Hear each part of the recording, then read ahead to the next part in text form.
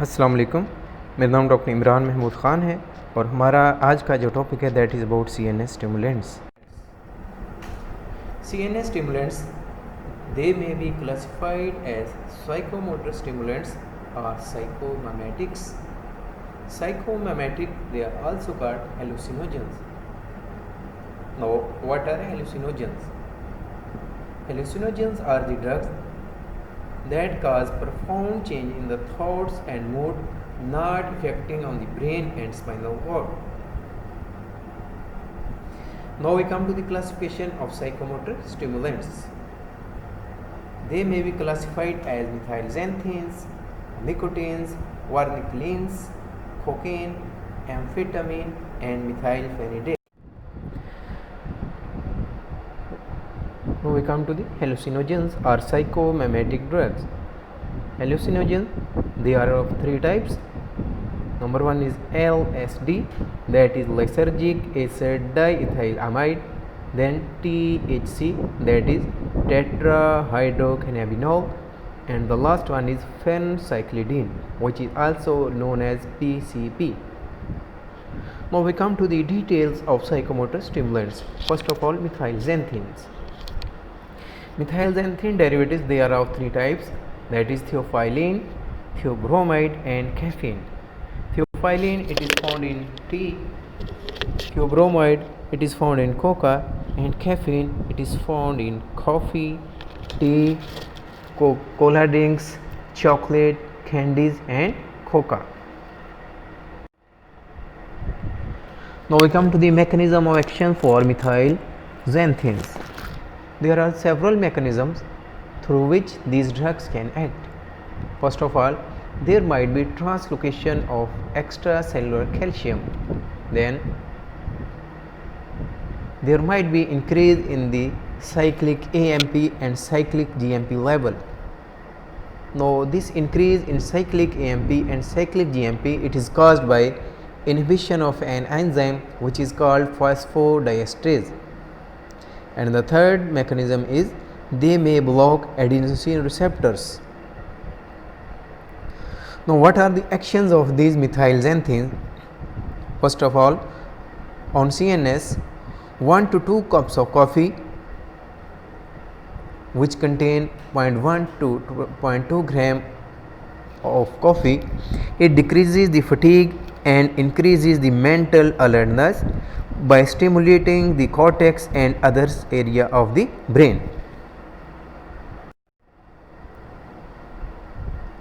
Now, what is the toxic dose of the coffee? The toxic dose is 1.2 to 1.5 gram, which is causing anxiety, tremors, and spinal cord. It is also stimulated by a very high dose, that is 2 to 5 gram intake. Tolerance, it is rapidly developed to the actions of these drugs, and withdrawal, feeling of fatigue and sedation, they are also seen. And on cardiovascular system, these methylxanthine derivatives, they cause positive inotropic and positive chronotropic effect on the heart. Thus they increases the heart rate, so they can be harmful to a patient which is already suffering from the ischemic heart disease, and it can trigger the premature ventricular contractions. Then these drugs, methylxanthines, they also have mild diuretic effect, so they increase the urinary output of sodium, potassium, and chloride. And on the gastric mucosa, all the methylxanthine derivatives, they increases the secretion of HCl from the gastric mucosa, and so they may aggravate a peptic ulcer disease which is patient already having. So methylxanthine derivatives, they should be avoided in a patient of peptic ulcer disease. Now we come to the therapeutic effects of these methylxanthine derivatives. Methylxanthine derivatives, they are useful in treatment of asthma and COPD because they have the ability to relax the smooth muscles of the bronchioles. Now we come to the pharmacokinetics. These drugs, they are well absorbed by oral route. Caffeine, it is distributed throughout the body including the brain, and it also crosses the placental barrier and secreted in the lactating mother milk. All the methylxanthine, they are metabolized in the liver by the cytochrome P1A2 pathway, and metabolites, they are excreted in the urine. Now we come to the adverse effect. Moderate doses of coffee, they causes insomnia, anxiety and agitation, and high doses, that is 6 cups of coffee, they might result in emesis, that is vomiting, convulsions as well as coma. The lethal dose of coffee is 10 grams of coffee, which is found in 100 cups of coffee. This 10 grams of coffee, it causes sudden stoppage, increases the irritability, lethargy and headache. Now we come to the another CNS stimulant drug, that is nicotine. Nicotine, it is present in tobacco.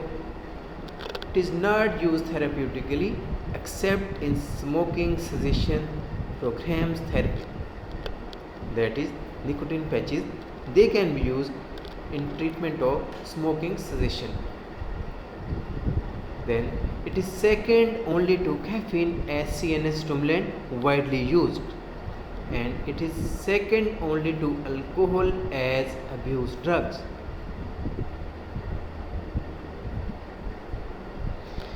Nicotine represents serious or risk factor for lungs and CVS system, and it increases the incidence of cancers as well as other illnesses. Dependency, it is not very easily. Now we come to the mechanism of action of this drug.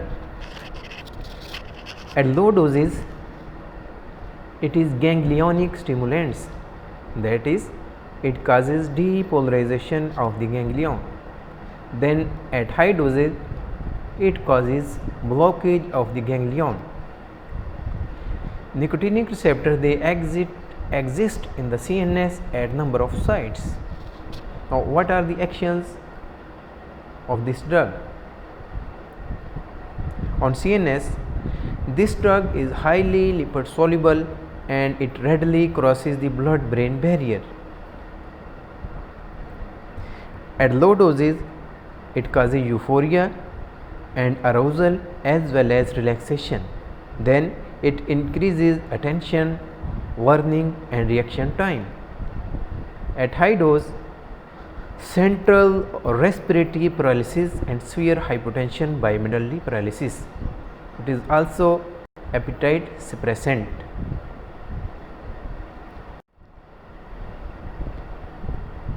Now we come to the peripheral effects. Peripheral effects, they are very complex. It increases stimulation of sympathetic ganglia as well as adrenal medulla. Thus, it increases the blood pressure and heart rate. Nicotine induced vasoconstriction can decrease coronary blood flow. When coronary blood flow is decreased, there is chance of aggravating a case of angina. Then it increases stimulation of parasympathetic ganglia as well. So it increases motor activity of the bowel, it increases the GIT motility. At high doses, as a result of blockade of the parasympathetic ganglia, blood pressure may fall and activity ceasing in both GIT and bladder musculature.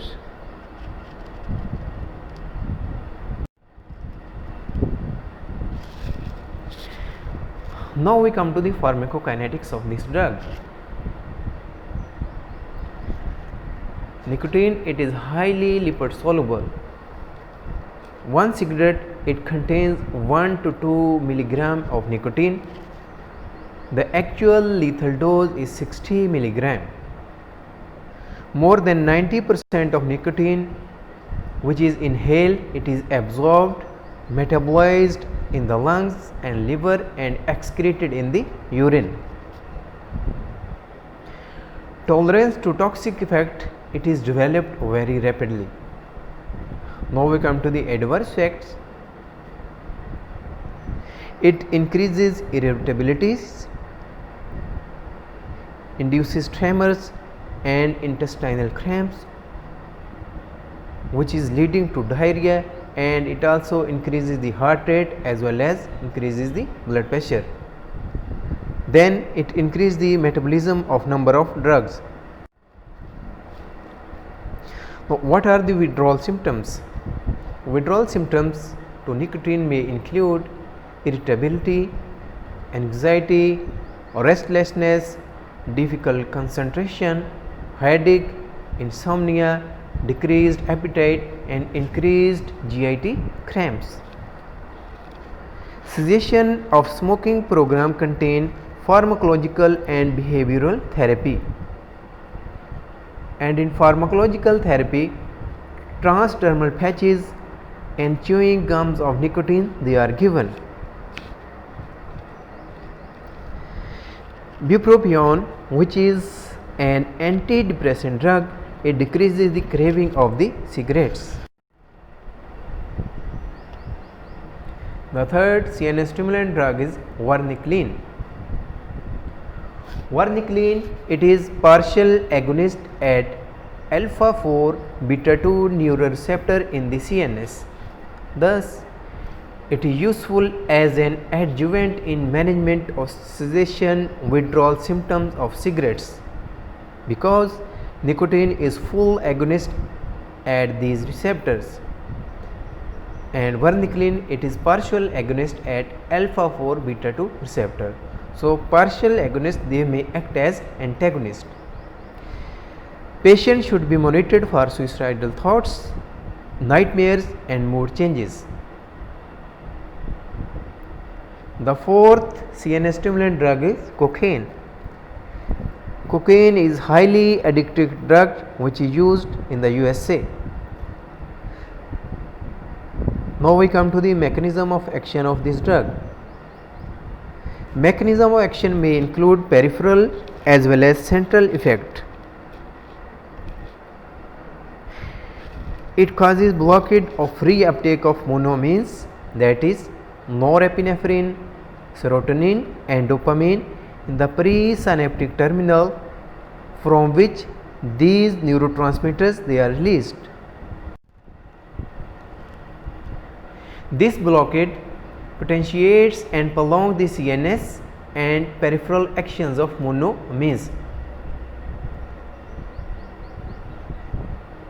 Prolongation of dopaminergic effects in the brain, that is pleasure system, limbic system. It produces intense euphoria. Chronic intake depletes dopamine stores, which triggers the vicious cycle of craving for cocaine that temporarily relieves severe depression. Now we come to the actions of cocaine. First of all, on CNS, it is powerful stimulant of cortex and brainstem, thus increases mental awareness and feeling of well-being and euphoria, that is similar to amphetamine. Cocaine can produce hallucinations and delusions. What are hallucinations?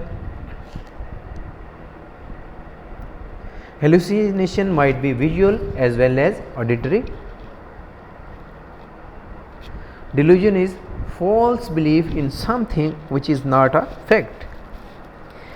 At high doses, there might be tremors and convulsions followed by respiratory and vasomotor depression.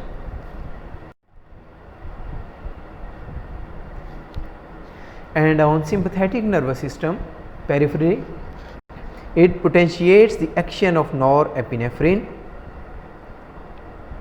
It produces the fight or flight syndrome, which is characterized by tachycardia, hypertension, pupillary dilatation and peripheral vasoconstriction. Then it also causes hyperthermia. It causes hypothermia, impairs the sweating, and cutaneous vasodilatation. Perception of thermal discomfort, it is also decreased. So ultimately it leads to the death by increased body temperature. Now we come to the therapeutic uses of cocaine. It is used in local anesthesia.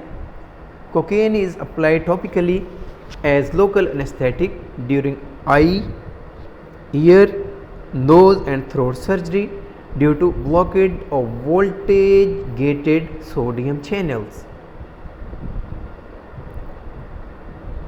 Interaction with potassium channel may cause arrhythmias. Vasoconstriction may cause necrosis and perforation of the nasal septum with chronic inhalation of cocaine powder. Now we come to the pharmacokinetics. It can be given by chewing, intranasal snorting, smoking or by IV route.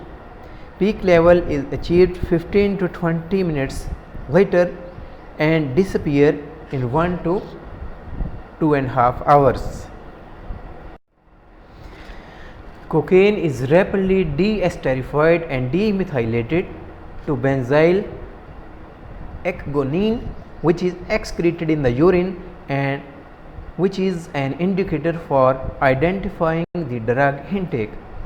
Adverse effects may include increased anxiety, hypertension, tachycardia, sweating, paranoia and cardiac toxicity. Depression is also very common. Cocaine stimulates the CNS is followed by depression that can be treated by benzodiazepines and phenothiazines. Now we come to the toxic effects. Toxic effects are the organ damaging effect. They may include seizures as well as fatal cardiac arrhythmias. Use of intravenous diazepam and propranolol is used for treatment of this condition.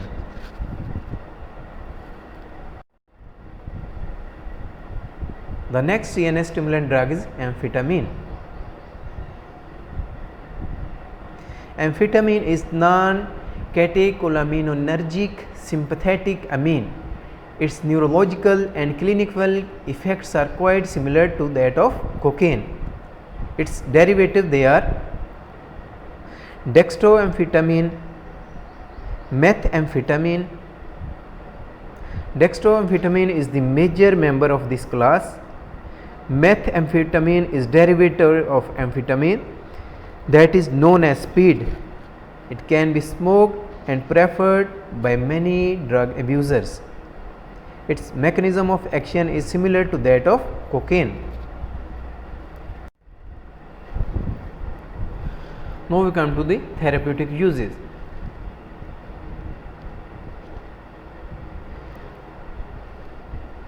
Its physiological and psychological dependence is similar to that of cocaine.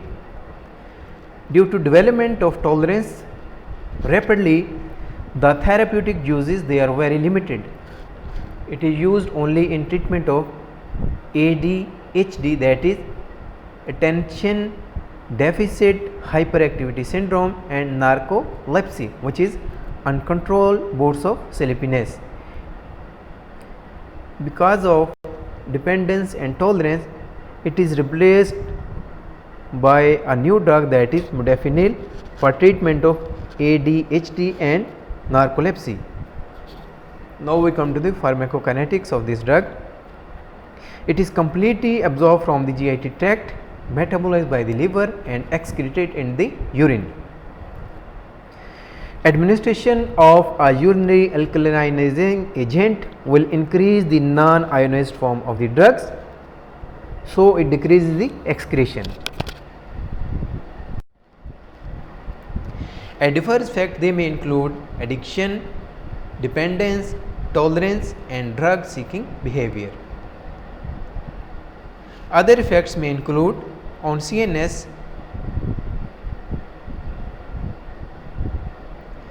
treatment with chlorpromazine for seizures and haloperidol for hypertension to relieve the CNS symptoms. On GAT, it causes anorexia, nausea, vomiting, abdominal cramps and diarrhea. Other side effects they may include hypertension, hyperthyroidism and glaucoma.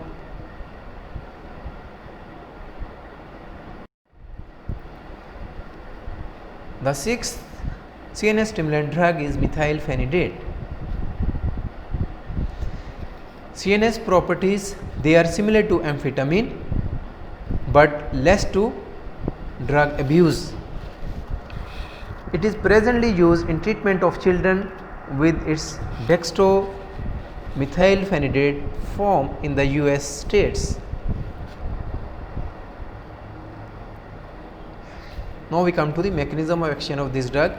It is more potent dopamine transport inhibitor than cocaine, making more dopamine available. It enters the CNS very slowly. There are no chances of addiction like cocaine. It is used in attention deficit hyperactivity syndrome in children from 6 to 16 years of age. It is well absorbed orally and excreted in the urine. It increases the seizure potential in patients which are on antidepressants. Then it is contraindicated in patients with glaucoma. Now we come to the hallucinogens. Patient under the influence of these drugs is incapable of making normal decisions because this drug interferes with rational thinking, that is colorful thoughts, hallucination. Hallucinogens, they may include LSD. Multiple sites, they are affected by LSD. This drug has slow 5-HT agonist activity at presynaptic 5-H1 receptor in the midbrain and 5-H2 receptors. Activation of sympathetic nervous system causes pupillary dilatations, increases the blood pressure, causes piloerection and increased body temperature. Low dose induce hallucination with brilliant colors and mood alterations. There is also tolerance and physical dependence to the effects of LSD. Adverse effects may include hyperreflexia, muscle weakness. Haloperidol and other neuroleptics can block the hallucinations and quickly abort the syndrome. The second hallucinogen is tetrahydrocannabinol, THC. It produces euphoria followed by drowsiness and relaxation, short-term memory loss and mental activity. THC decreases muscle strength and impairs skilled movements. Wide range effects may include appetite stimulant, xerostomia, visual hallucinations, and enhancement of sensory activity. THC receptors, they are designated as CB1 receptors. They are found on inhibitory presynaptic nerve terminals and interact with pyramidal neurons. CB1 is coupled to a G protein. It is taken by smoking or orally and it is excreted through biliary route. Adverse effects may include increased heart rate, decreased blood pressure, redness of conjunctiva at very high doses. There might be cyanosis. Tolerance, physical dependence may occur with continued and frequent use. The third hallucinogen is dronabinol. It is appetite stimulant for immunodeficient patients which are losing weight. Severe emesis caused by cancer chemotherapy. It is also used in emesis which is caused by cancer chemotherapy. The CB1 receptor antagonist used for treatment of obesity to decrease appetite and body weight in humans.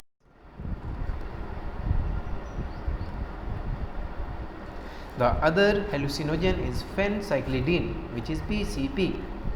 It inhibits the reuptake of dopamine, 5-hydroxytryptamine and norepinephrine. Its major action is to block the ion channel regulated by NMDA receptor. This action prevents the passage of critical ions, especially calcium ions, through the channels. It also has anticholinergic effect, but surprisingly it increases the salivation. It is an analog of ketamine, so it causes insensitivity to the pain without loss of consciousness. It produces numbness of extremities, staggering gait, slurred speech and muscle rigidity. Tolerance may develop with continued use.